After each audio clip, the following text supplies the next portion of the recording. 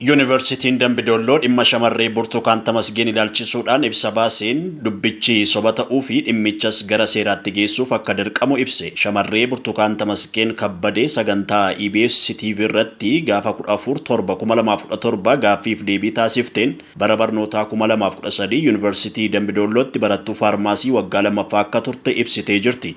haa ta'uyyuu malee Yuunivarsiitiin Dambidolloo bara 2013 Dipaartimentii Faarmaasiitiin barattoota waggaa lammaffaa kan hin qabne ta'uu ibsee jira. Kanaafiyyuu dubbiin kun itti gaafatamummaa tokko malee ta'ee jedhamee maqaballeessiidhaaf ragaa tokko malee kan hojjetame waan ta'eef televezyiiniin EBS yakka kanarratti tarkaanfii sirreeffamaa hin fudhatu yoo ta'e Yuunivarsiitiin Dambidolloo dhimmicha gara mana murtiitti geessuuf kan dirqamu ta'uu ibsee jira. Shamarree Burtukaan EBS TV irratti akka himteetti barattoota warra Yuunivarsiitii Dambidollootti butaman keessaa tokkon ture jetti. Hidhattoota ishee butanii wajjin bosona keessa waggaa tokkoof ji'a ja'a akka turtes ibsitee jirti. Tibba bosona keessa turteetti hidhattoonni dabareedhaan na gudeedanii nafsaalaa kiyya irratti immoo feerroo diranii na iraarsaa turan jettee boo'ichaan EBS TV irratti himachaa turte. Ragaaleen adda addaa akka ibsanitti garuu bara 2013 Yuunivarsiitiin Dambidolloo Dipaartimentii Faarmaasiitiin barattoota 11 qofa kan barsiisaa turee fi kanneen keessaas barattoonni shamarranii 2 maqaan isaanii Asteer Baayisaa fi Mirat Dammaa akka jedhamantu himama.